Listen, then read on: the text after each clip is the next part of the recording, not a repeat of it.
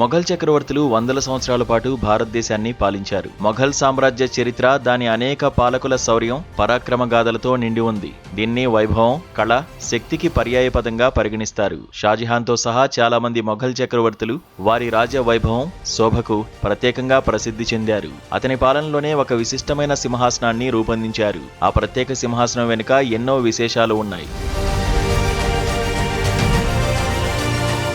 మొఘల్ సామ్రాజ్య వైభవం అనగానే అందరికీ ముందుగా గుర్తుకొచ్చేది తాజ్మహల్. కానీ షాజహాన్ చక్రవర్తి సంపదకు, కళాభిరుచికి అసలైన నిదర్శనం మయూర సింహాసనం. దీన్ని పార్సీ భాషలో తఖ్త్-ఈ-తావుస్ అని పిలిచేవారు. అప్పట్లో దీని నిర్మాణం కోసం చేసిన ఖర్చు వింటే నేటికి ఎవరైనా విస్తుపోవాల్సిందే.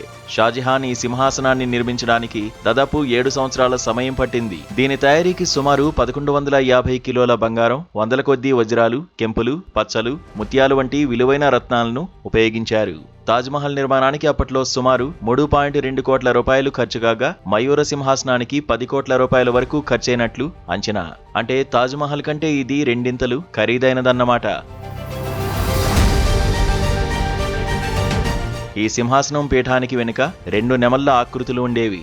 ఆ నెమళ్ల మధ్యలో ఒక అద్భుతమైన వజ్రం పొదగబడింది. దాంతోపాటు సింహాసనానికి పైన ఉన్న గుడారం వంటి ఆకృతికి లోపలి భాగంలో విలువైన రాళ్లు, వెండి తీగలతో అలంకరణ ఉండేది. ప్రపంచంలోనే అత్యంత విలువైనదిగా భావించే కోహినూర్ వజ్రం కూడా ఈ సింహాసనం పైభాగంలోనే అమర్చబడి ఉండేదని ప్రతీతి.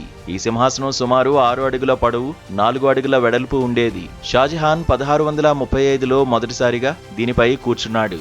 దాదాపు 100 ఏళ్ల పాటు మొఘల్ చక్రవర్తుల వైభవానికి నిదర్శనంగా ఉన్న ఈ సింహాసనంపై పర్షియా రాజు నాదిర్షా కన్నుపడింది. 1739లో ఢిల్లీపై దండెత్తిన నాదిర్షా మొఘల్ సైన్యాన్ని ఓడించి ఎర్రకోటలోని అమూల్యమైన సంపదతో పాటు మయూర సింహాసనాన్ని కూడా దోచుకెళ్లాడు. దురదృష్టవశాత్తు ఆ తర్వాత జరిగిన యుద్ధాల్లో, దాడుల్లో ఈ సింహాసనం ముక్కలుగా విడగొట్టబడింది. ప్రస్తుతం ఈ అసలు సింహాసనం ఉనికిలో లేనప్పటికీ చరిత్ర పుటల్లో ఇది ప్రపంచంలోనే అత్యంత విలాసవంతమైన పీఠంగా మిగిలిపోయింది.